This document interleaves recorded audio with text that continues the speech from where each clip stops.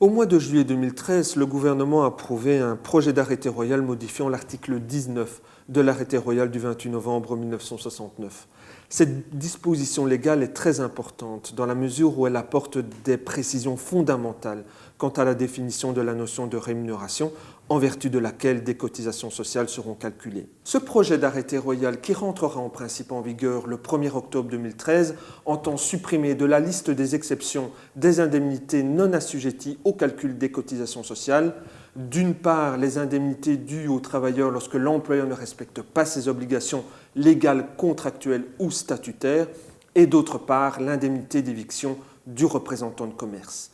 De cette manière, ces indemnités seront assujetties à la sécurité sociale et des cotisations seront dues sur celles-ci.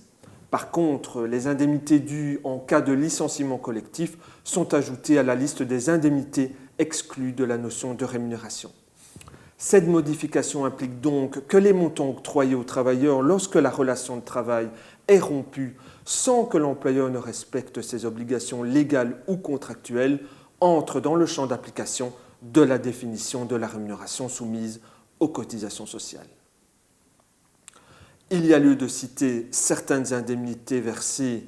en dédommagement ou octroyées à certains travailleurs protégés, notamment les travailleurs en interruption de carrière ou en congé parental, les femmes enceintes, l'indemnité octroyée sur la base de l'article 32-des de la loi du 4 août 1996 visant le harcèlement, mais également l'indemnité versée à l'ouvrier dans l'hypothèse d'un licenciement abusif au sens de l'article 63 de la loi du 3 juillet 1978. Enfin, le projet d'arrêté royal prévoit également que les indemnités versées en vertu d'une clause de non-concurrence et payées dans un délai de 12 mois suivant la fin du contrat de travail tombent sous la notion de rémunération.